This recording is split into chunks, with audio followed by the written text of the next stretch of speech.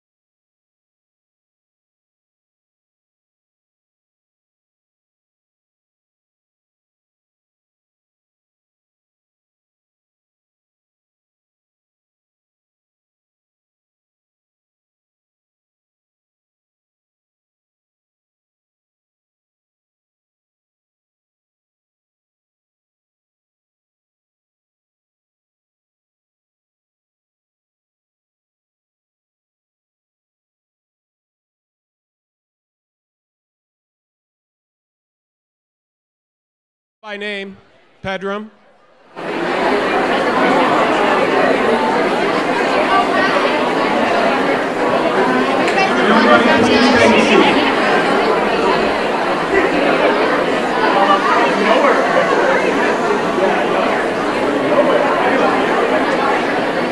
James Best.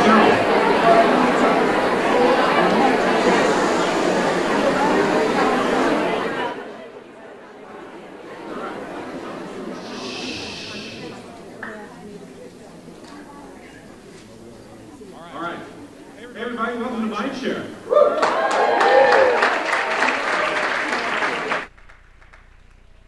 Oh, wow. Barbie shoes. You all know JJ, right?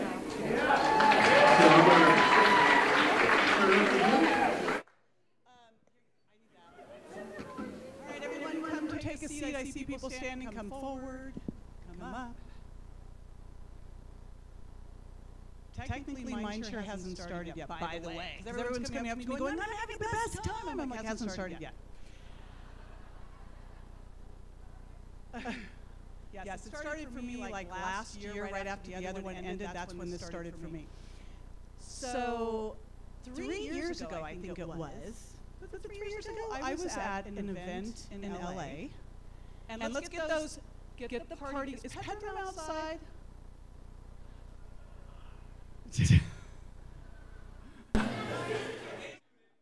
Okay, all right. It was a couple years ago. I was in LA at Brendan Burchard's book launch. Marisa, do you need to come sit up here? Do you need a seat? Come on up, come on up. And Brendan said, I got to introduce you to this guy. He's the meditating congressman. He wrote this book called, hey, team, go get those people that are being loudmouths. I thought it was Pedram. It's probably Kevin Gianni. Get them. Bring them in or tell them or shut the bar down. One of those two choices. That will solve the problem. All right, there you go. So I met this guy who wrote these two books, and he was telling me about these books. So I meet Congressman Tim Ryan. He's written these books, Mindful Nation, Real Food Revolution, and I'm thinking this could not be real. Like a congressman who is meditating, who is out there writing foods and eating healthy, except for the tater tots, Tim. I'm like, wow, that's incredible. Then, last December, I get this invitation to this really private get-together with Brendan and Jim Quick and Michael Fishman. And gosh, who else was there, Michael? Dr. Mark Hyman and Kevin Gianni and Alex Nick Ortner. I mean, it was just this powerhouse of people. Why did we get together? Because we wanted to figure out how to make a difference in our food supply, and what's going on with healthcare, and what's going on with our vets' education. And the way we were going to do this was through supporting Congressman Tim Ryan with everything he's been doing. And I'm listening to this. Now, I will tell you that I've never been political. And so I came to this meeting intrigued. But as I sat listening, I realized this is not about politics. This is about policy. These are about basic human rights and needs and what we can do about this. And as I was listening, I go, what can we all do? And I go, I am in, and I have an idea. And I said, I have this group of people, this community, who cares a little bit about food, would you say? And maybe a few of us might be mindful? What do you think? And I thought, I guess what I could do is I could bring you to meet all of them, because I think that these are all people who are looking for a way to make a difference out there. Am I right? Yeah. Right? See, I told you. But we don't know what to do. We are all frustrated. And I don't know about you, but I'm not one. I believe that if you're going to complain and do nothing, you lose your whining rights. Right? I mean, if there's an issue out there, we just need to know what to do, what we can do about that. And what blows me away is we could basically change, I don't know, all of the world's problems if we just fix the food. Do you agree? Yeah. Right? But yet, no one's talking about that, so that's what we're going to start talking about tonight. This is not about politics, it's about policy, and I thought, all right, this is my dream. Are they going to go for this? I want to have my buddy, Dr. Mark Hyman, who wrote the book on food, What the Heck Should I Eat, and is really changing. I mean, he has opened the door for all of us. And I want to just take 1 minute here to just like standing O, acknowledge you. Right?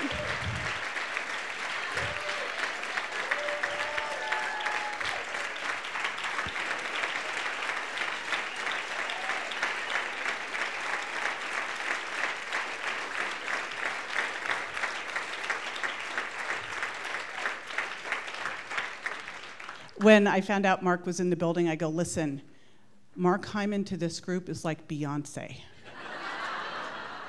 Please get a lot of bodyguards. He'll never even get here.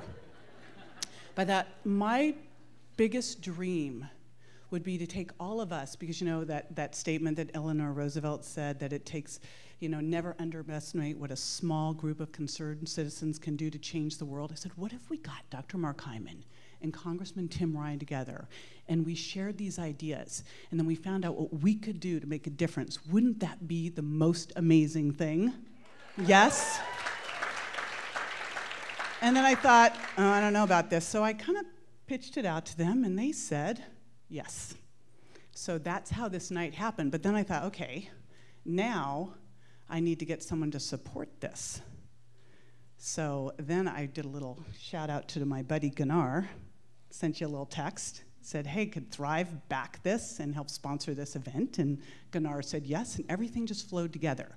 So we are going to have an amazing night. Now, a couple things. We are live streaming this. So we are going to have a town hall meeting. We are live streaming it. You'll all get a chance to ask questions. We'll also be doing photos at the end. If you would like to share the live stream, there you go. That's how you do it. We'll also have a recording of this so that you can also do that later. And we also have a hashtag Mindshare Summit. Yeah, you can clap for Mindshare Summit. Go. That's awesome. All right. So again, when I thought about doing all of this, I thought, all right, if I'm going to pull this off, I need to have someone who will back me. And how many people here use Thrive Market? And recommend it to your communities? Right? I mean, talk about someone who is leading the charge for how do we get healthy food out to the masses at a reasonable price fast. I call you the Amazon Prime meets Whole Foods and Costco. It's like that trifecta done perfectly by Thrive Market. So again, I texted Gunnar, and Gunnar said, yes, we of course will do this. So Gunnar, come on up. Thank you.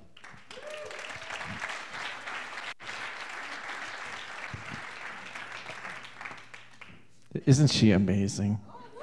I mean, absolutely incredible. I think you're such a representation of the future of women leadership, and really just, and also an investor in Thrive Market. And when I first talked to you about it, you're like, yes, I'm in. And really, really grateful. Yeah. And there's actually quite a few investors here, so really deeply grateful for everybody's help. It's been such an amazing ride. And the business comes from a very, very personal place. I grew up really poor with a single mom, and I saw how hard she worked to make healthy choices, and it just always seemed crazy to me that food with lots of chemicals and processing costs less than food with no chemicals and processing. And we see the evidence of incredible systemic changes in front of us. Like California now has 2 years in a row the largest wildfire in California history, and Sweden is on fire. And this is like big stuff. This is big stuff. And the way we produce, distribute, produce, and consume food is at the core of so many of the blessings and the challenges that we face.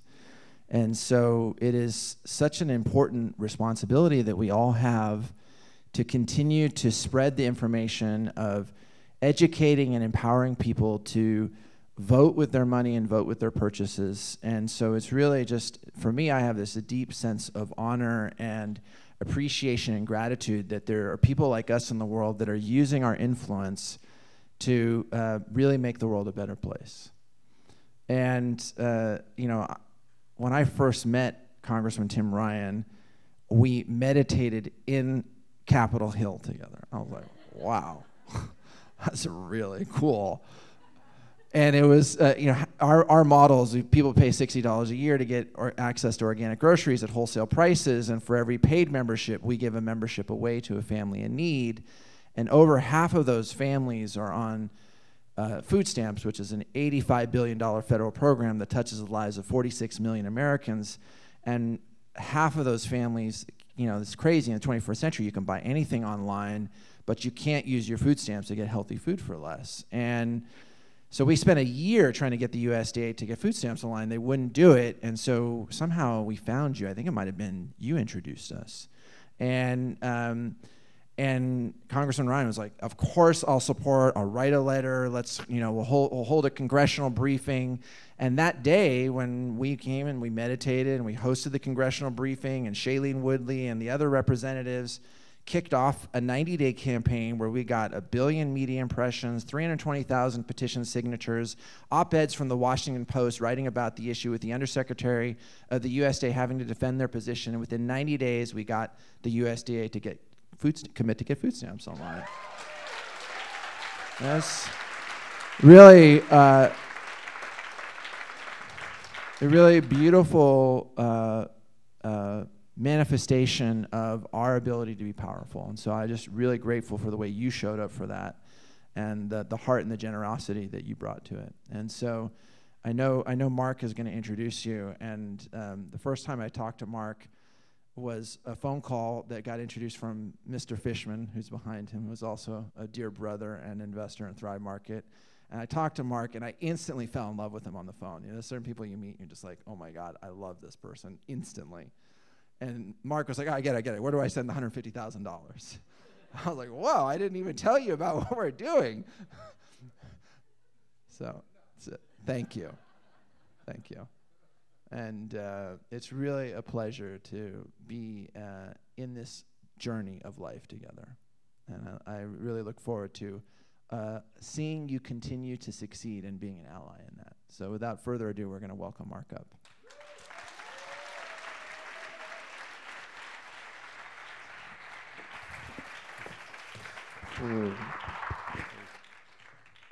Wow. Oh boy, I'm overwhelmed. All this love, so nice. Everybody deserves that much love. Well, we're here.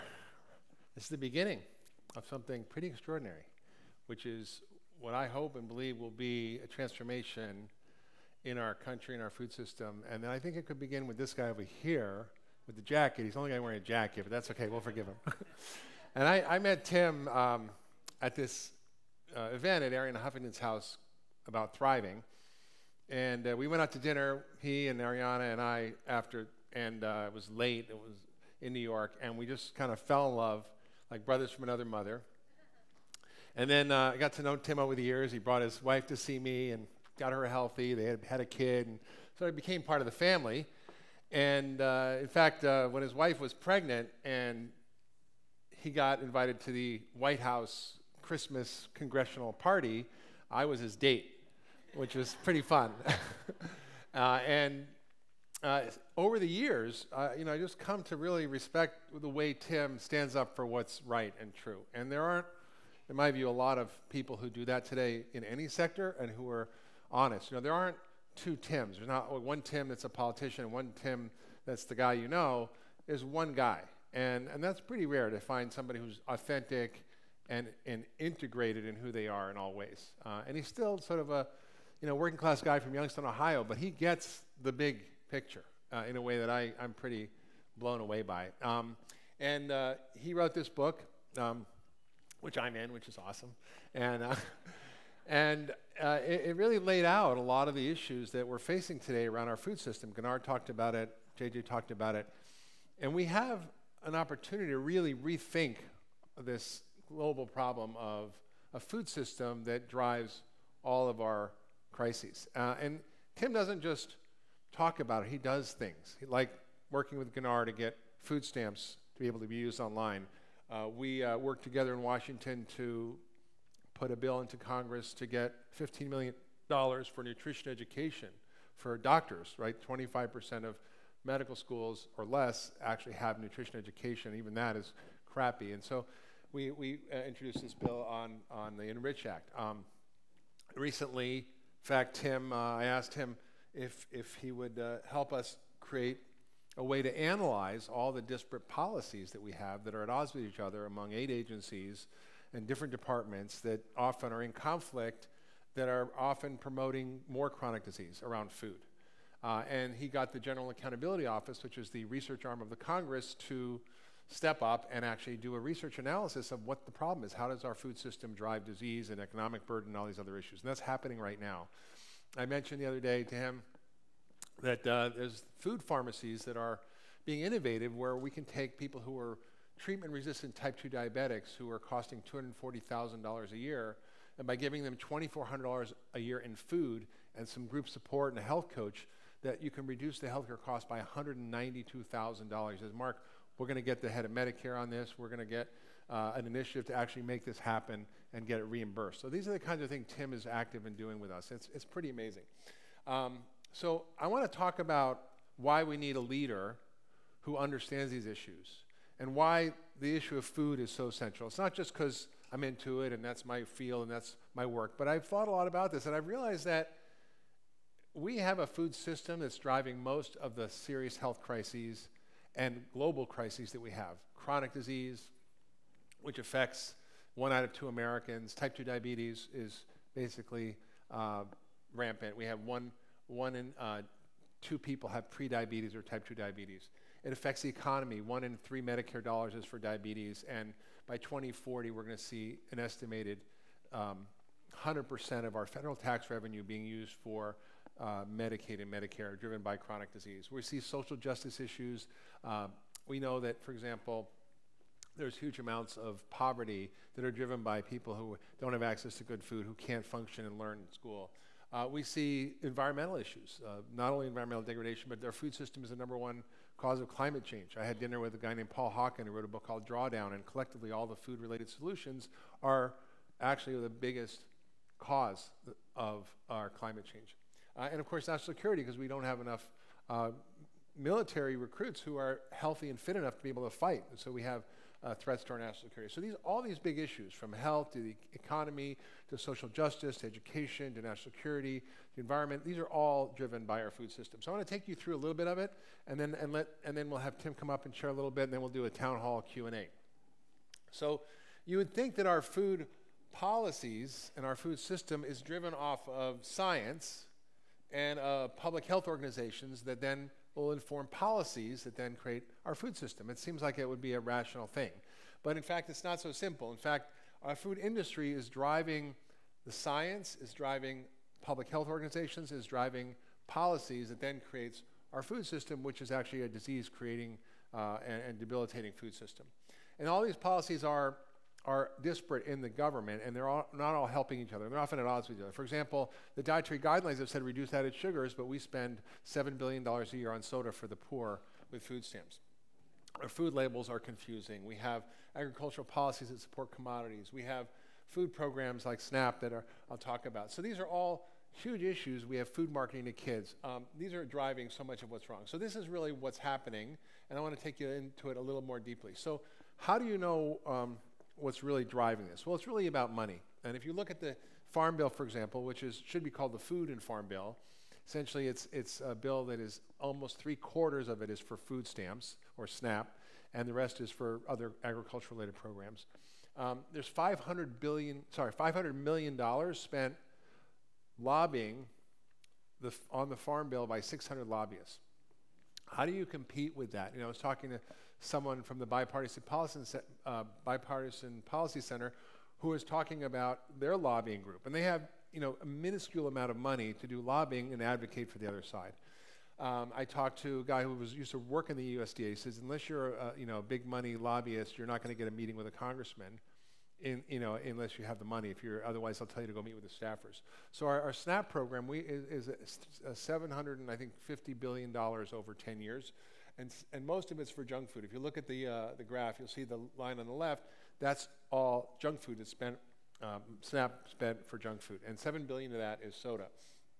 So, it's interesting. I read that about 20% of Coke's U.S. revenue comes from the food stamp program.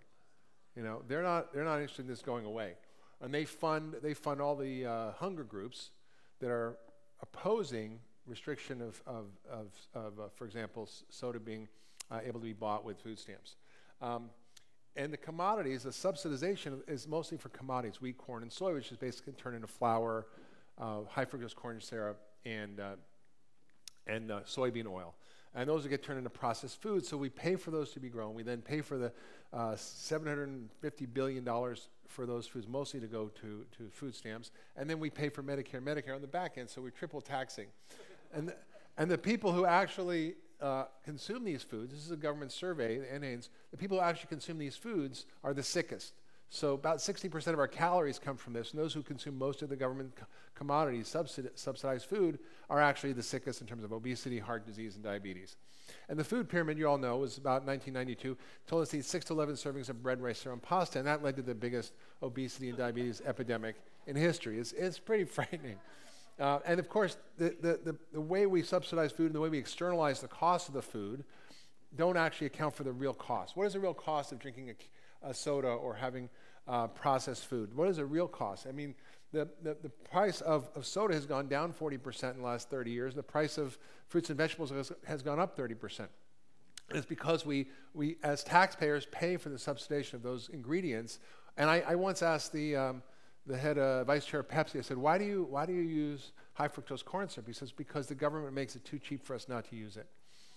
That's kind of frightening. So what would be the real cost of a can of Coke if you include all the externalities or did accounting for sustainability and climate change and environmental degradation, soil degradation, water resource loss, chronic disease, the economic burden, loss of productivity? What would be the cost of a can of Coke? Could be $100. Maybe a pound of factory farm meat could be $1,000, right? So our guidelines also are recently have been looked at by Congress, and we think we can't do anything. We think one person doesn't matter. And a friend of mine, Nina Teichholz, went to Congress literally as a single person on her own and lobbied for Congress to get an independent review of the dietary guidelines. And she got the National Academy of Sciences then through this $1 million congressional appropriations to actually analyze what the dietary guidelines process was. And they found that it was corrupt, there was undue industry influence. Why do we say we have to have 3 glasses of milk a day to be healthy? Because the Dairy Council is involved in the relationships with the committee members that are then computing this in the thing. And they ignore huge amounts of data, like for example on saturated fat or on low carbohydrate diet. So that's changing. There's one person who said, I'm not going to stand for this. And of course, this is what they tell us are good foods, almost anytime foods: bread, breakfast cereal, fat-free milk, and egg whites. This is the government's own recommendations. And it contradicts other recommendations.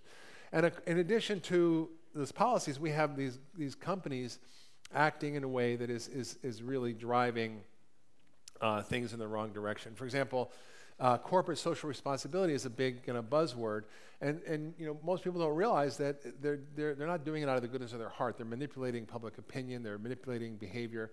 And I was in the movie Fed Up, and we wanted to screen it at the King Center in Atlanta, and I met Bernice King, and I said, would you be willing to screen this? She said, absolutely. We have a big problem in our society, in our community. And I said, great. And a couple of days later, I got a call. I said, we can't show it at the King Center. I said, why? She says, because Coca-Cola funds the King Center.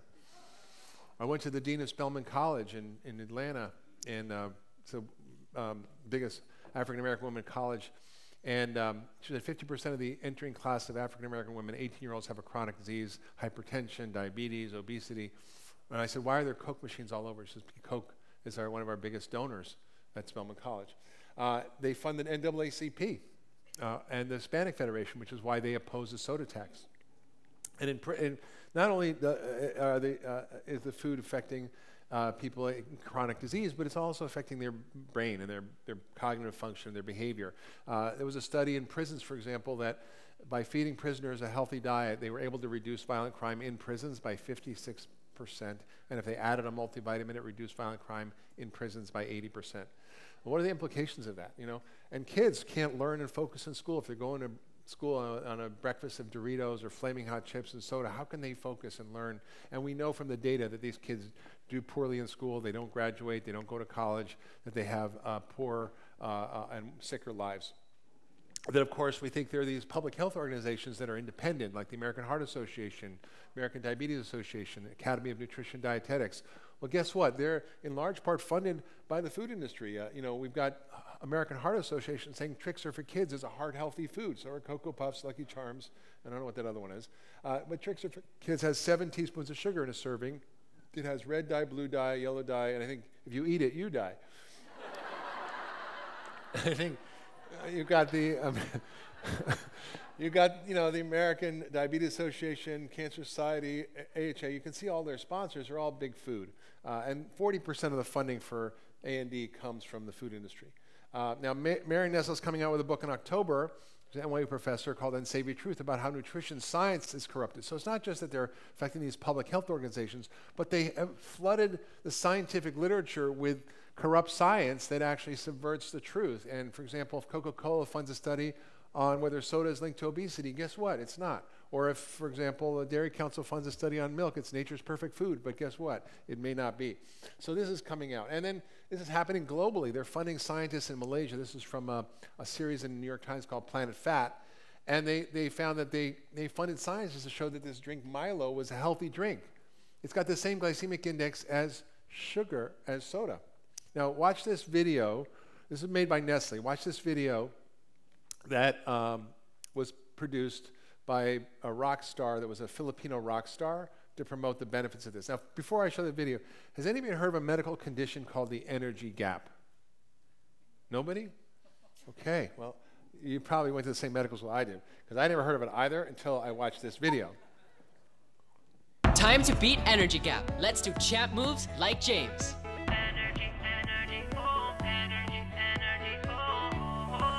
Low energy, matamlay, low focus ka, baka energy gap yan. 4 out of 5 kids have it. Energize! Start your day the champion way. Help beat energy gap, beat energy gap. Drink Milo every day. You get the point. You get the point. I mean, it's just horrible. And this all started, in fact, some of this started because 2 Harvard scientists were given the equivalent of $50,000 in the 60s to do a review of the literature on sugar and fat and their link to heart disease. And the sugar industry funded the study. And it was published in the New England Journal before there was conflict of interest disclosures. And this was the beginning of the end, where fat was vilified and sugar was exonerated. And of course, there are countries fighting back, so there are potential solutions. I don't want to just paint a horrible picture. The whole issue is that there are possibilities for change. There are ways to break this cycle.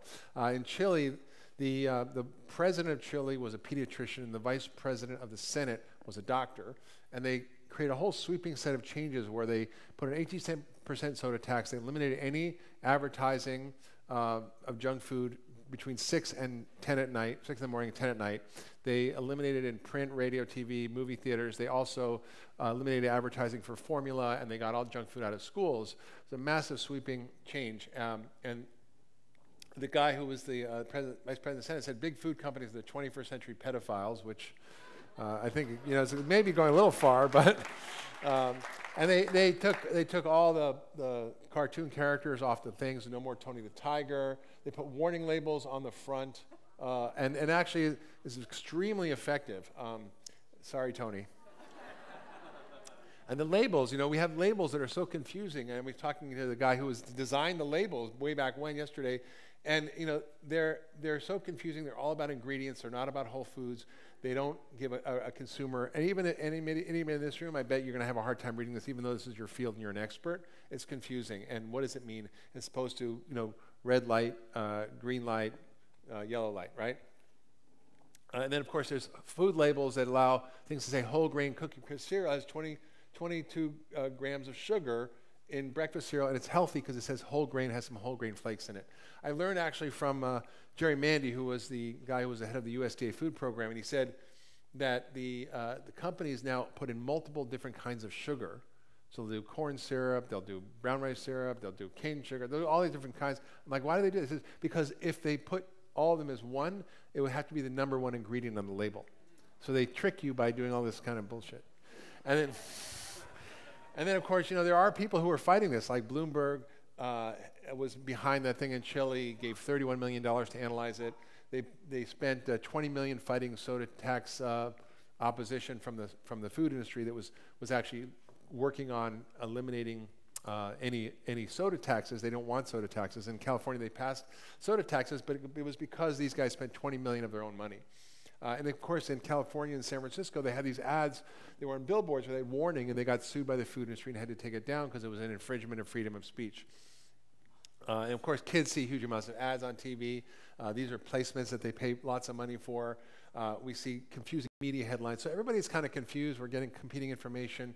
And it's sort of on purpose. Not only that, we have climate change, right? So as I said, we know that desertification is increasing. We've lost 1 billion acres to desert.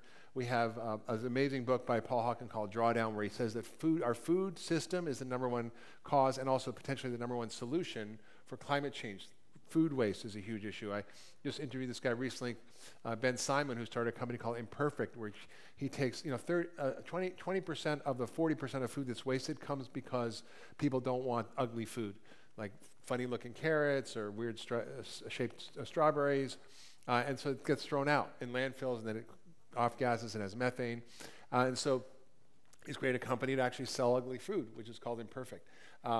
Plant-rich diet, not necessarily plant-based, but plant-rich. Eating a lot of plants is good for you, it's good for the environment, and it helps prevent climate change. Regenerative agriculture, which is bringing animal husbandry back in a way that actually restores soils and sequesters carbon, conservation agriculture. There's all sorts of ways to change this. So our food system is really the big issue here, and I think that if we are going to solve this problem, we need to think about it together. We need to think about it as one problem. And we need leaders who can help us take these issues and crystallize them, talk about them, create a different narrative, create a story that can mobilize people into action, and realize that there are a lot of things we can't do anything about. We can't do anything about natural disasters. We can't do anything about war for most of us. But we can change this because we vote with our fork every day. And that's really why we need help from somebody like Tim. So that was my buddy Tim. So I'm just really honored and thrilled that we get to hear from Tim tonight. He's an extraordinary man, a beautiful heart, brilliant guy who's doing the right things, which is not easy to do in a world where most of the wrong things are done. Welcome, Tim.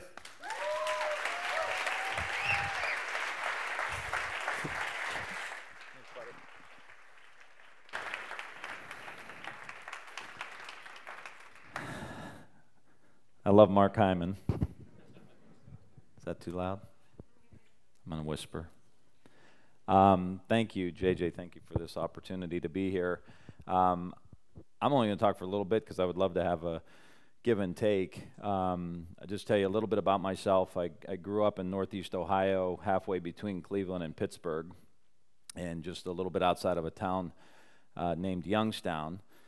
And I grew up and went to Catholic school my whole life, and when I was done with Catholic school, I got a scholarship to play football at Youngstown State, and I got hurt and I blew my knee out, and I was kind of trying to find my way a little bit, and I had an old priest friend of mine who taught me centering prayer, which is an old ancient Christian meditation. And so I did that on and off, and then I did some Wayne Dyer meditation, miss our guy Wayne, and Deepak Chopra, and really, like a lot of people, you meditate and you do it like a couple times and you think to yourself, God, this is amazing, and then you don't do it for a year. I was one of those people and did it on and off, and then I did a 5-day retreat where I did mindfulness meditation. It was a leadership retreat, and John Kabat-Zinn ran the retreat, and it was a very profound experience. And so afterwards, I went up to John and I said, geez, this is unbelievable how powerful this is. And, the name of the retreat was the Power of Mindfulness Retreat, right? So at the end, I'm like, wow, you guys really got the title right, man. This is unbelievable. So I wanted to figure out what was going on. I was like, we need this in our schools. We need this in our healthcare system for stress, and it has all these effects, and all these vets that were coming back from the wars. It could be very helpful for them, and just general health and well-being. So John said, well, there's a lot going on. Love to introduce you and to the people doing stuff in education and the military for veterans, on and on. As I was researching that book about health, it was stress. I was focused on stress, but every few hours it was stress and diet, stress and food, stress and nutrition were the two things that were really having the most impact. And so then I was like, oh shit, I got to write another book now, right? You've all been there. Right? There's more out there. So I wrote the book, Real Food Revolution, had met Mark, and he was just an incredible influence on me and my wife. And my wife had some gluten issues, and we couldn't quite figure it out. And then we met Mark Hyman, and then we had a baby. Mark says he got my wife pregnant. And so now we have Brady, who's 4 years old. And so as I was researching this and also having these personal experiences in our own family, I started to really understand, even as a legislator, really more deeply what was going on with the food system. And Mark clearly went through a lot of that. And the challenges in Washington are very difficult. They're tough. And we need to build a movement around what we're talking about here tonight, from the private sector and from the public sector. And so I just want to end with a quote that has touched me lately as we talk about what we're going to do. And it's a Joseph Campbell quote. And he said, "Revolutions aren't about smashing something. They're about bringing forth something." And what we're trying to do here is bring forth new systems.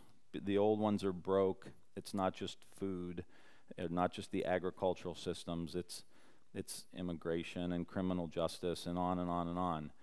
But we're focusing on this, and we have to bring forth and create a new system that meets the challenges that Mark laid out for us. So I look forward to having a conversation with everybody here and invite my buddy back up to the stage. My man. All right, wow. So where do we start? Holy cow. Well, I think, what you just ended with was something that I really noticed about you, which I think is what can we bring forth? And when I talk to you about these issues, when I bring up these challenges, when I talk about my frustrations, you're always looking for really how do you leverage what's going on? How do you make the incremental steps? How do you bridge things together? And we talked, for example, about in Ohio, where we have the school system, which is providing kids food, which is making them sick and making it difficult for them to learn. And talking about how do we network with the local farms? How do we reinvent the school lunches in there? I mean, these are the really practical, simple things, but you start to build these and build the building blocks, and you start to really change things. So what are the kind of, in that framework of bringing forth solutions, what are the things that you're really chewing on and thinking about that excite you in that space now? The little things sometimes excite me. Maybe it's a sign of the times in Washington that maybe we got a little something done, Yeah. But the little things, we have a bill about putting a salad bar in every school. Seems kind of small in the grand scheme of things, but if we're going to begin to find these little pressure points that are going to shift awareness for the people in the school, for the kids in the school, there's an opportunity for us to do that. One of our bills we have is to have a nutrition coordinator. So part of it is I try to go around and learn and see what's happening. And we went to Philadelphia to a charter school, and a celebrity chef was there, and he had this idea of his foundation was going to create a nutrition coordinator for this school. And it was just like $50,000 a year, whatever. It wasn't a lot of money. But just that one person in that school was able to, because they were looking at the big picture, they were able to completely transform the type of food they were eating in that school. And they got rid of the junk food. They locally sourced a lot of the food. The celebrity chef was there. They did round tables which would help with kids at the lunch tables, which would help with kids learn how to kind of eat and talk and communicate to each other. One kid every day was in charge. He would wear a white chef's jacket, and that person was in charge of the table that day. So they had to go bring the food, and they ate family style, so they had to learn how to share. And it was all of these different things for $50,000. Yeah. And so I went to Annie, who works for me, and she takes the brunt of my ideas. Like, Annie, I have an idea. Annie says, oh no. So we put a bill forth. So it's like these little things that we can just start piecing. That's just two examples, but we can start piecing this thing together. Yeah, it's powerful. All right, so we're going to open it up to a town hall style conversation, because you all probably have questions, things you want to know from Tim, things you want to share. Dave Asprey, number O. Go ahead. All right, Dave Asprey from Bulletproof. In the world of tech, we like to say you have to eat your own dog food, which means we take the people who work for the tech companies and we make them use the stuff they build before it's ready to go. And I would love to know what you're doing to help our government eat its own dog food, which means one of two things. Either eating the crap they're telling people to eat, as in mandating that if you work for the government, you must eat the shit you're trying to feed our kids, or you must eat good stuff so you can see the difference, and then we'll build a government that supports that. Is there any progress, or do you have any ideas on what we can do to make the people who are making decisions either do it or not do it? No. No, I think part of the issue that we're talking about here is how do we throw out of office the people who won't eat their own dog food. Yeah. You know, and really bring forward and bring forward the new system. And I'm trying to do some of this in one of the committees I sit on, where we deal with the food system in Washington, D.C. and Capitol Hill. And so we just put together last year, it's been a long time coming, but a campus-wide wellness program that will include counseling and nutrition, and they're getting trained in mindfulness-based stress reduction. We're going to have quiet spaces for people to go to. It would be kind of like a new tech company, what they would do, but that includes food. So we're trying to change the culture a little bit at a time.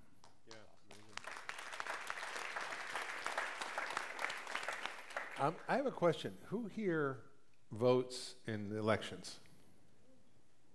All right, good. Those of you who didn't put up your hands, make sure you vote, please. Because, like JJ said, if you don't vote, you can't complain. Yeah. How many of you are from Ohio? You definitely need to vote. All right. Up next. Hi, my name is Peter Wasowski. I have a question about how the food is actually being produced in the beginning, when we have those large monoculture farming, where bees are brought in large truckloads, and that's how we are losing actually a lot of the bee population, because if there's a colony of bees that is sick they pick up the disease from. So we already know that monoculture farming doesn't work. And the family farming, which is much less expensive and much more efficient, would be the way to go. And it seems like that would be a great start before we talk about some of the things that you brought up. Yeah, we probably should start at the beginning, right? So you're exactly right. And so Mark mentioned, so we collect tax dollars, and every 5 years, a portion of those tax dollars go into the Farm Bill. And that's where all the farming programming is. And over the years, the goal was, how do we feed the world? And so these tax dollars would go for subsidies to farms to produce, basically, just kind of reiterating your slide, corn, wheat, and soy. And most of those products end up going into highly processed food to make us sick. So what we need to do is shift the incentives for the farmers. The farmers are not the enemy. The farmers are part of the solution of the new system. And so we need to pay them to grow the produce, the fresh fruits and vegetables, to do the regenerative agriculture. It's much more difficult if your whole system is built to do the industrial farming, because you can get these products and you put them in a silo and they last forever. So, and they just bought these big machines and their whole business model is built around it. So we've got to be really smart and say, okay, and sit down with farmers and say, how do we put this together? How do we help you transition over the next few years into something else? We're going to have to help them probably extend the growing season. We're going to have to pay for hoop houses. We're going to have to buy refrigerated trucks because they're not doing dried up corn, they're shipping produce.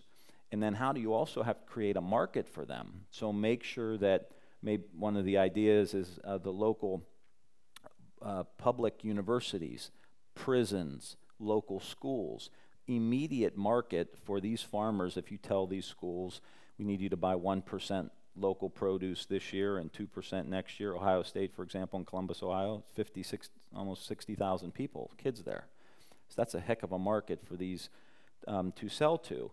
And incentivize the regenerative agriculture, incentivize the no-till farming, and it has all of these different benefits that are going to bring down the healthcare costs of the population. So you're going to make an early investment and then save the money on the back end. And if we don't do that, you know, we're going to continue down the road we're going down now. It's true. Farming issue is a big issue. It's so driven by very few big companies like Monsanto and Cargill and those big companies. In fact, I just talked to a friend of mine today who's a lawyer who's involved in the Monsanto lawsuit, which is going on right now about glyphosate. And the jury's actually deliberating right as we speak, and hopefully it'll come out the way we want it, but that could, you know, start to shift the tide on. Right. You don't see that on CNN, right? There's a trial. Monsanto. Oh, Monsanto. Wouldn't that be cool if, like, CNN was covering something that really affected everybody's life every single day? Yeah. And I tell you, talking about Monsanto, to get back to the question too, I met a farmer in Indiana who did no-till farming. And he used to do the old style, does cover crops in the winter, just really juices up the soil. And he drove me around his farm. The water that lands on his farm and then trickles through the farm and then goes into a river, because of what he does and how much it reduces pesticide use, he increases his profit by 20%, and the water that ends up in the river after it runs through his farm is cleaner than when it started. Those are the kind of things we need to aggressively put out there to say, here's the solution. And how does the government put policies in place to support that? Now, here's the kicker. He was ripped about trying to get everybody else in on it in Indiana. And he says, I can't get them to do it because Purdue University keeps teaching the old style way of farming. And guess where Purdue gets all their money? Monsanto. So there you have it. Yeah, it's a very corrupt system. All right, next question. Well, hello, I'm Michelle Norris. I'm the CEO and co-founder of PaleoFX. Can you please move to Texas and become a senator there, or a congressman there? First, I want to say I really appreciate the quote that you said, because the quote for PaleoFX this last year for the theme, what Sam Rayburn said, any jackass can kick down a barn, but it takes an architect to build one. And so we believe wholeheartedly in what we're building, and that we need to build a new paradigm for what we're going to get rid of. And I believe this is the group that's going to help us get rid of the old paradigm. And so my question to you is, what do we do as the people that are trying to build this new paradigm? What do we do to help you, to support you, to get rid of the subsidies? What do we do to help you to get rid of the things that are not serving all of us? What can we do to help? So the short answer is you got to do more than just vote. I'm glad I was impressed with how many people in here vote. It's key, but we're beyond just, hey, I voted, I did my thing, and I voted for this person and not that person. We're so far beyond that. We need full throttled civic engagement on behalf of all of you who have huge networks, who are smart, who are well educated, you understand what the problems are, and you know who's dealing with the brunt of the problem. And a lot of times it's poor people, people of color, people in the Rust Belt, people who don't have money, on and on and on. It's all of us, but in many instances they feel the brunt of it. So get politically active, get a crew, get your following, and there's plenty of stuff we can give you on issues that we support. Earl Blumenauer, who's a congressman in Oregon, has done a great job, and I'm supporting him crafting a new farm bill that does exactly what you say. It begins to shift all these programs and move us in this other direction. We did a press conference. Michael Pollan was there. He even had, I mean, what's great about it is there's a conservative, libertarian, and liberal coalition that's emerging around these issues, because if you're conservative, why are we wasting all this money on, you know, getting our own people sick? Doesn't seem like a very smart move. Doesn't seem conservative. Libertarians obviously have their own bent on that, and then liberals. So it's a great coalition. So my point would be, take issues like that and just think about, there's 300-400 people in this room, and you each have how many people on your email lists? I mean, Jesus. That's like unbelievable. I mean, you're talking about tens of millions of people. That is a force, and to vote in a block, and to support candidates, and to go out and say, we want this issue, and we're not backing down until we get it. I mean, you saw it. This is emerging in our culture right now. You see it with these teacher strikes. They shut down the state. And next thing you know, I mean, it's sad that teachers got to get to a point where they've got to like shut down the schools to get a pay raise, but that's the power of movement building, and I think we're moving into that new. There's a lot of energy in the world today, and we got to direct it and say, this is what's really going to change the system. So just don't vote, but it's got to be a heck of a lot more than that. Yeah, I think mobilizing our communities is key, because these issues we all care about, we all write about. And we often think of it as a personal issue. And I think the whole idea of this being about your own health or your own personal needs or getting better, it's great, but it's not enough. Like, we can't do it unless we change the system that we're in. We change the food system, the food environment, and we have the power to do that. I mean, think of all the amazing movements that have happened in the last 100 plus years: abolition, suffrage movement, civil rights, gay rights, women's rights. I mean, these are all amazing movements that actually changed policy. I mean, it didn't start in Congress. These things happened not because there was an enlightened congressman who said, let's do this. It was because our society started to change, and there were activists and people out there often using their own bodies as the tools for change. And it happens, and it happens in this country, and that's the beauty of this country. And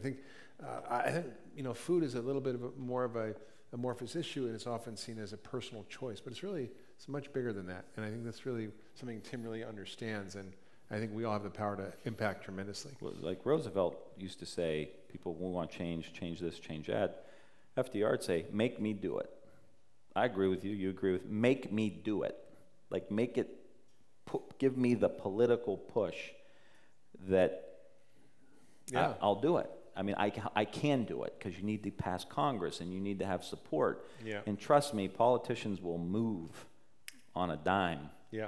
If they know they're going to get a lot of political pressure to do something. He wanted to go into World War II, but America was isolationist at that point until the Japanese bombed Pearl Harbor. Like, we didn't go to war. I mean, what do you know about everything? I mean, you're unbelievable. A few things. Let's talk about Monet. Tell me what kind of artist. Well, he didn't have really great eyes, which is why his vision wasn't very good, which is why all the blurry flowers. I'm done. See ya. No. I think that's true, actually. Yeah. I'm Michelle Riddle, and I'm Director of Resilient Health. I'm from Canada. If I was in the States, I'd vote for you. And I'm just bringing you some information that offers a bit of an ally. The food issue is not about choice. The food issue is about survival. In the 1990s, the incidence of autism was 1 in 10,000.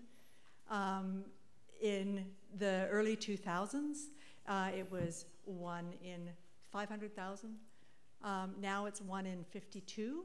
And it's predicted that in 15 years, it will be 1 in 1.7. Yeah. That's our future. Is that what we want? On July 23rd, the American Pediatric Association or Academy and the Council on Environmental Health released an advisory about food additives and child's health, especially neurology. So there's an ally for you. So I'd like to give you both this piece of information because it's necessary. The kids are our future.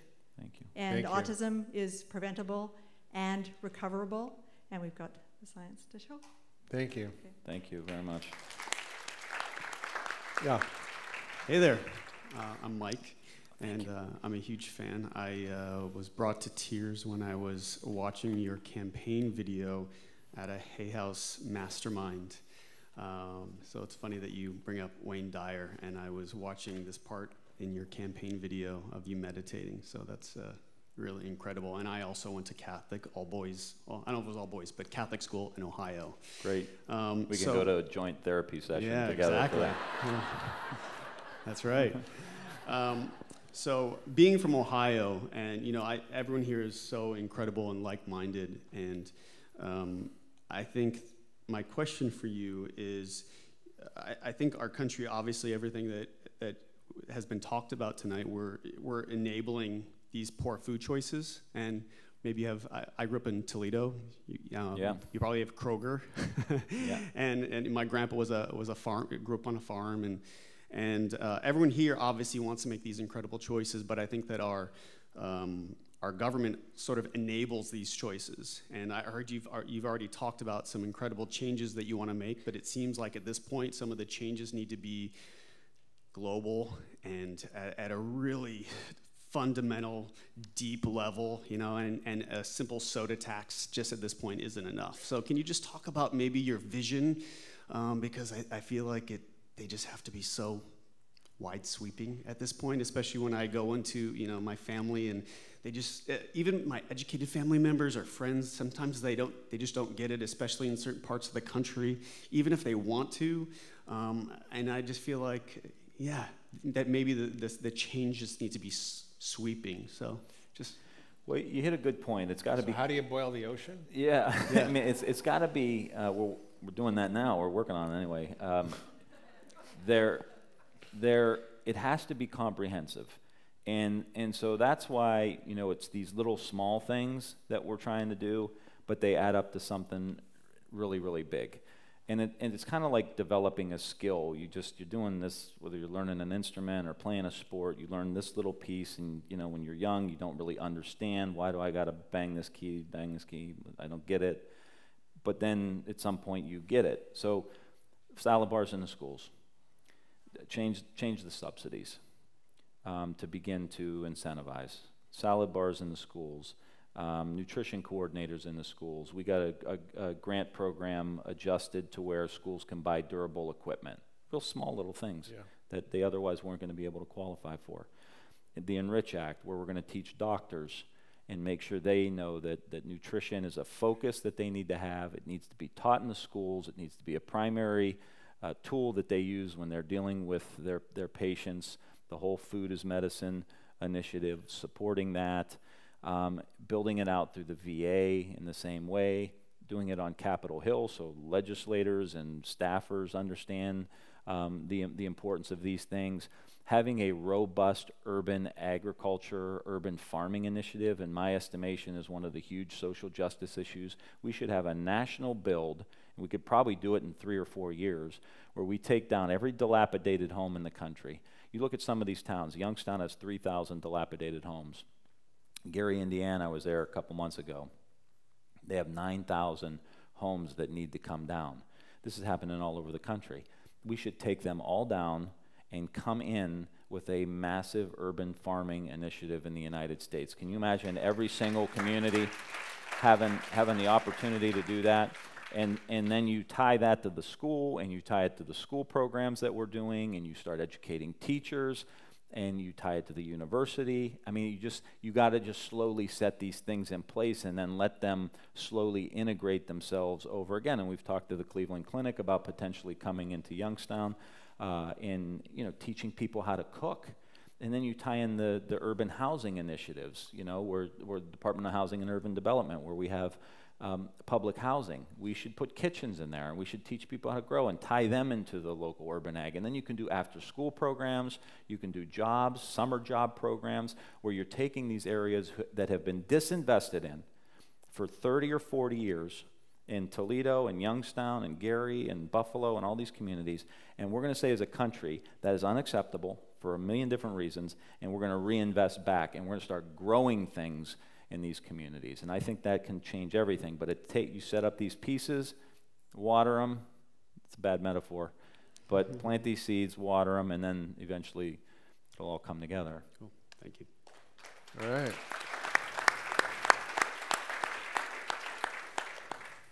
Yeah. Stephen. Congressman, I had a really dynamic conversation with you earlier, right? It was very enlightening. Would you employ me to do a little hypothetical for a second? You got the mic, buddy. So if in the event, because there are grumblings and rumors that you should be considering a run, right? So let's just say hypothetically, because by no means am I imploring you to make an announcement here. Yeah, well, someone grab the mic from this guy. I think I saw him at the bar. He's had too much to drink. I asked your permission. But let's just say hypothetically. We can always hope. You were to make a run, right? I mean, you know, Dr. Mark showed some staggering statistics. And it's not the golden rule that you learned in Catholic school, do unto others. It's the guy with the gold makes the rules, right? And that's how this system is, right? I mean, the guy with the gold makes the rules. And if you were to make a run, hypothetically, there needs a lot of resource to make the impact to get your message out there. So you're offering a couple of billion? Yeah. Well, hey, I'm about to make an offer, but just give me a second, Doc. But what I am asking is, if you were, hypothetically, you're going to come against some opposition, because this is not a popular position for lots of people. We're in a room of people that stand against a lot of popular opinions. How much will this belief system that you've built a platform on, which I would concur many people in here are big advocates of, would be a part of that platform when you would need massive resource to make the impact to make a run? Like, how would you, are you willing to make a commitment hypothetically that these principles that you believe in, which they grounded in your core? And I would be curious to get your feedback. Yeah, I mean, this is not, like, I don't say something to this group and then go back to Ohio and have a different conversation. I mean, It's one, Tim. We pass these bills, and, we start talking to local council people about participating in some of these initiatives, and they come up to me and they say, oh, that's really great, we need to do this. We started, just to give you an example, we started 5 years ago, social and emotional learning and mindfulness in Warren City schools. This is it's a school district, a few thousand kids, deindustrialized community. We did social and emotional learning, mindfulness. 5 years ago, we had 250 suspensions, out of school suspensions. Last year, we had about 20 in this school, K through 3 or 4. We bring this will surprise you. We bring the press in, we highlight it, and the superintendent of the school has bought in, and the teachers have bought into this program, that Warren City Schools is now one of the national leaders in the Collaborative for Academic, Social, and Emotional Learning. Amazing. So my commitment to myself, not to you or anybody else, is that I got a job that's an honor to have. I know a lot of people run around and trash Congress and trash. I'm an honor to be a United States congressman in this great country. My great-grandfather came here as an immigrant from Italy, and here I am. This is an honor. I'm not going to take this position and play it safe. I'm going to do the kind of things that I think are right. You can imagine what my staff said to me when I told them I was going to write a book about mindfulness meditation as a U.S. congressman. They're like, why don't you write like an autobiography or something? I'm like, I'm 35. What do you want me to write about? My high school football career? I mean, come on. So I'm committed to doing this, and I think we have got to start telling the truth to people. And if you're honest and you have information and you got the backing and you have the research, and you care about them, and you're making the argument on their behalf for why these things need to change, they will vote for you because you care about them. They won't understand all the different details, but they will know that you care about them. And so those kids and those teachers in Warren City School, they knew I cared about them. They took a leap of faith, and here we are. And I think this is the same exact thing. Everyone who follows you online, they know you care about them. They wouldn't waste their time with you. Yeah, thank you, Tim. So I'm in. Thank you, bro. Also, I would say I would challenge your assumption that people don't care about these issues. And I think I was sort of shocked. I went to a New York Times food kind of conference, and there was a woman there who was a pollster from D.C. who did extensive polling on the food issues, all across partisan lines, and the results were overwhelming in terms of what issues people cared about. And the food issues, the quality of the food we have, all these things we're talking about tonight, people care about, and they would vote on them. So I think we might be surprised by what happens. My assumption is not based on the public that's being sequestered. I'm talking about the guy with the gold.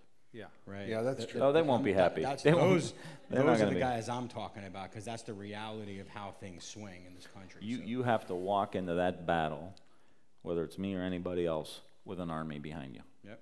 You have to walk in there like Braveheart, and just and go. Just go. All right. Thank you.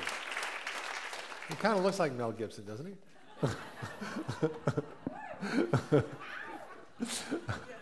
Okay.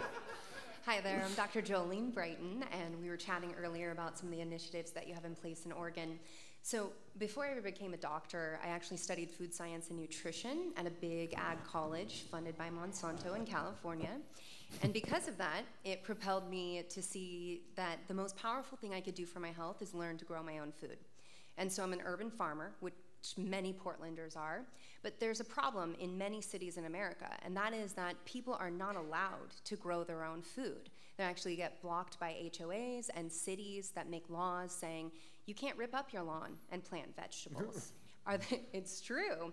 And in Portland, all of us are growing our own food.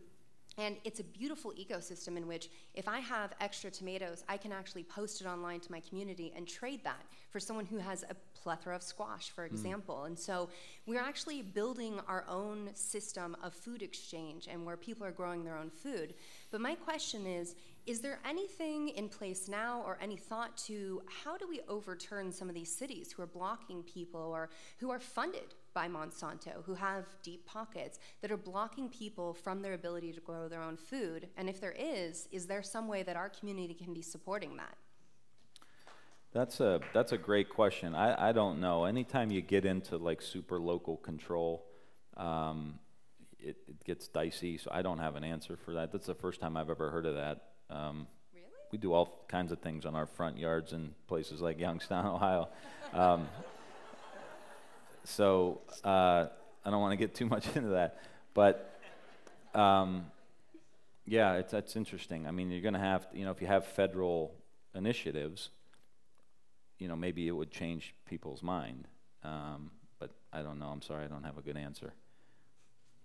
Yeah, I appreciate the honesty. Yeah, sorry. I mean, I think federal government is important, but I think state and local governments also are equally important, and you can get involved in that in ways that actually can have impact. And I think often you see this even happening. It seems like Governor Brown has created a whole climate conference that's coming up in September, completely subverting the federal government and inviting people from all over the world. And I think that's something we can actually do in our states and our communities, and there's much more flexibility there.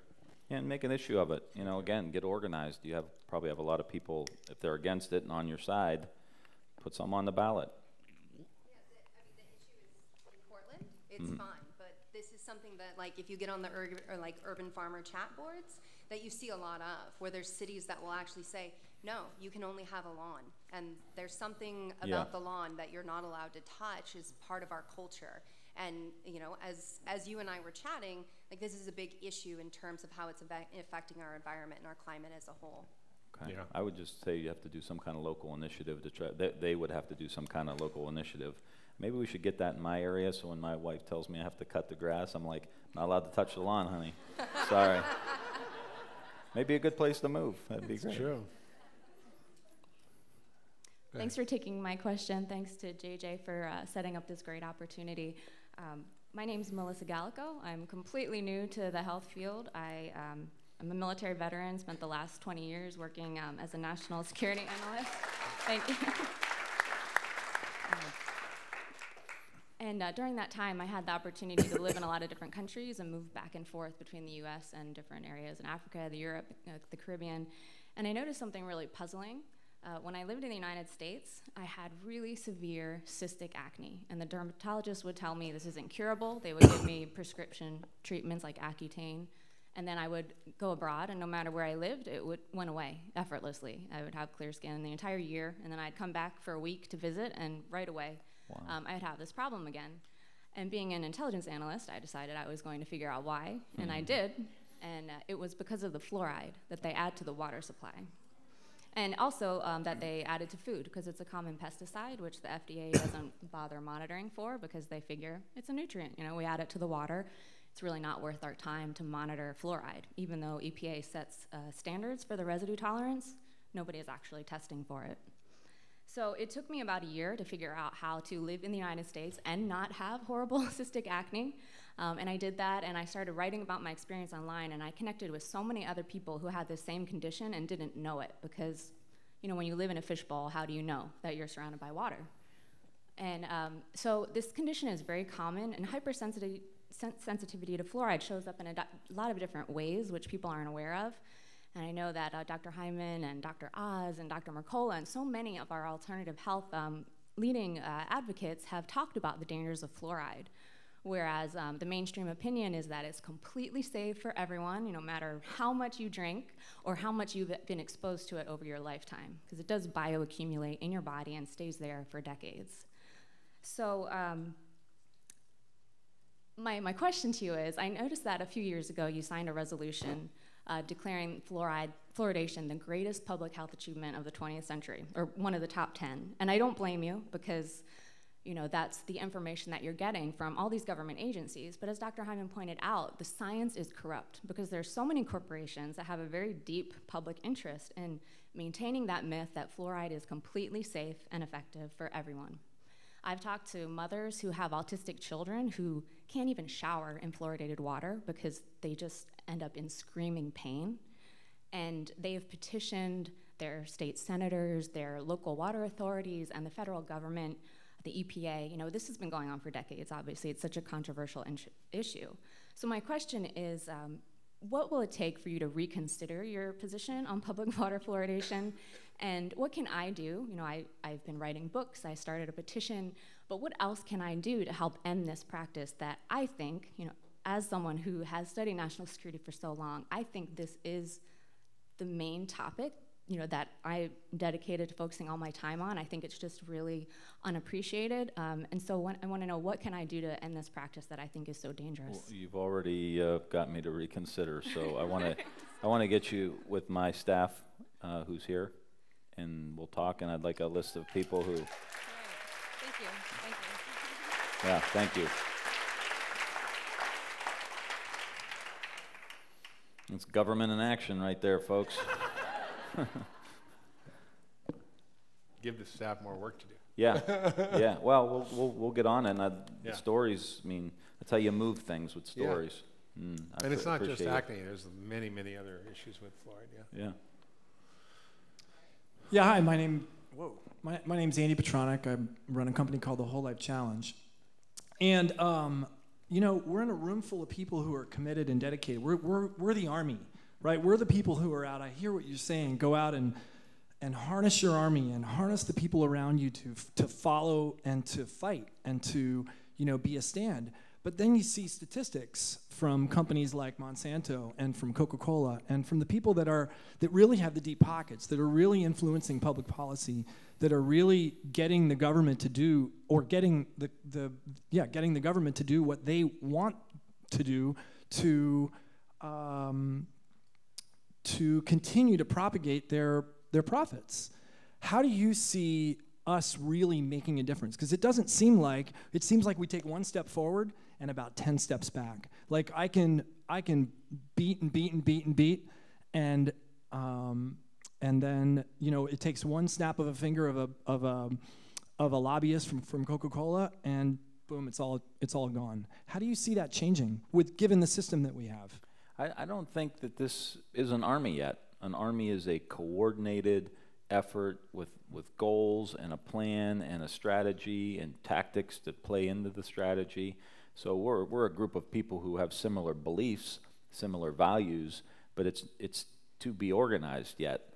And then you apply that pressure to the system, and then you get movement on it. Yeah, if there's not a countervailing force, yeah, the lobbyists, the money, they win every time. But as Dr. Hyman said, we've had all of these moments in history where people, citizens, got active, engaged with the plan and the strategy, and made it happen. The March on Washington and all, that led to big changes. And here's the other thing that we got to kind of shift our mindset on a little bit, is that it's not going to be easy. It's like, you're not just going to do a petition and and you did your thing. Now I vote and I did a petition. It's like, no, we've got to organize. We've got to protest. We've got to do more petitions. We've got to get organized locally so we could press state legislators and congressmen and senators and just keep pushing. Just keep pushing. And it will happen. And the urgency for me is like, we better hurry up, because people are getting sicker, and it's squeezing more of the budget, and we're not going to have money to invest into education and research and broadband and all of these things we need to do to be competitive. We only have 330 million people in the country, and we're competing against 1.5 billion people in China, 1.4 billion people in India. We only have 330 million people. So we better have everybody on the field playing for us, because these countries are coming to clean our clock, and in some ways they have long-term plans. China has a 50-year plan, 100-year plan. We got a 24-hour news cycle we're operating in every day in the United States, literally, and it's scary. So it's about the urgency, because this is not working. The climate change issues, we can't keep doing this. The food issue, we can't keep doing this. Yeah, the Chile story is very inspiring. Like how can we make that happen here? It's tough. I was talking to this guy from the USDA about the front of package labeling and warnings, and he says because companies are people, that it's an infringement of the First Amendment, and it's like this warped, Supreme Court decisions that sort of personify corporations, leading to very bizarre rulings that really are subverting the health of the nation in every way. So yeah, I think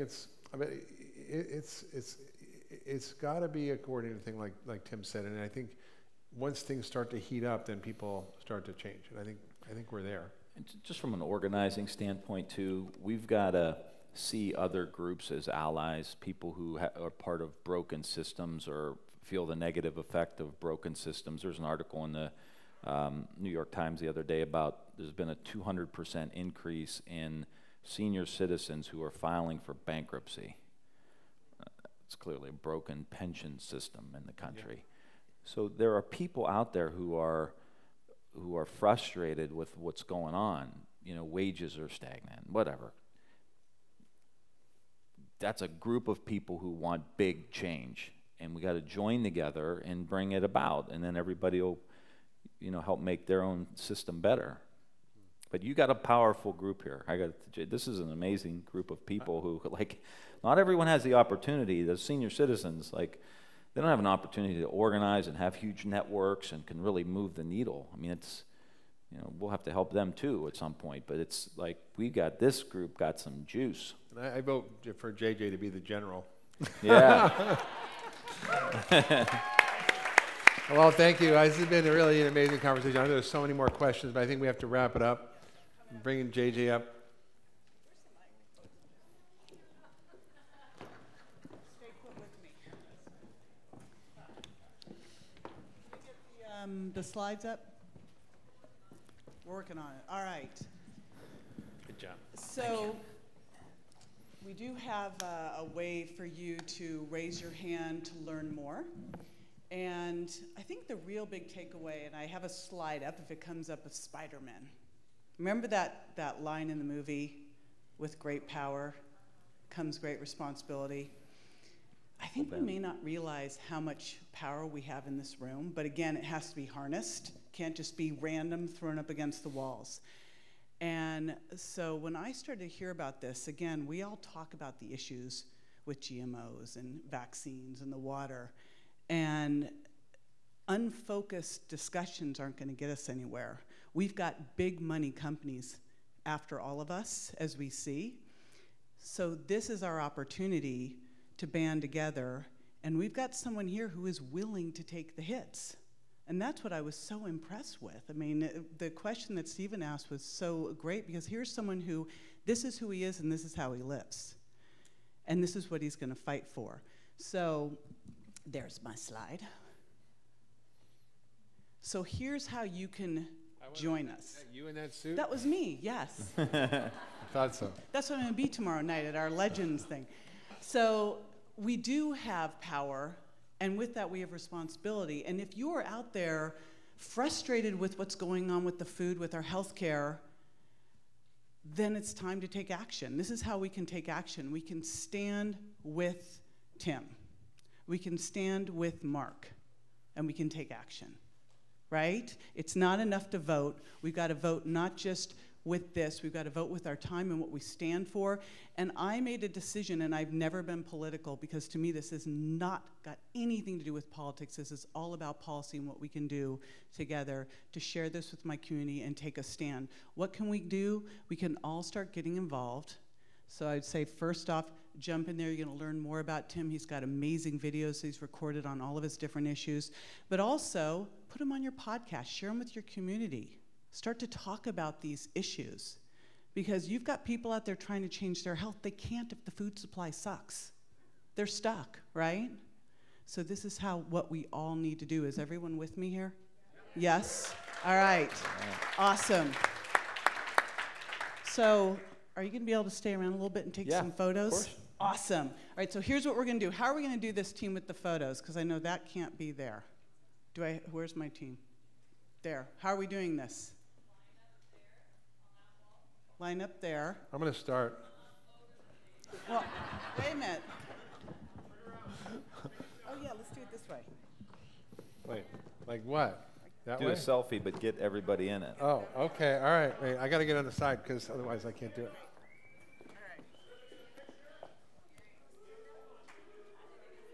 All right. All right. Oh, he's going to do an official one. He's the wedding photographer. All right. Watch. Don't go back too far. Everyone make some noise. Woo!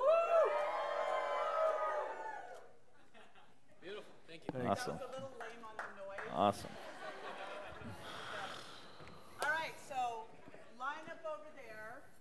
Make sure that you jump in and join us. These off. That was great.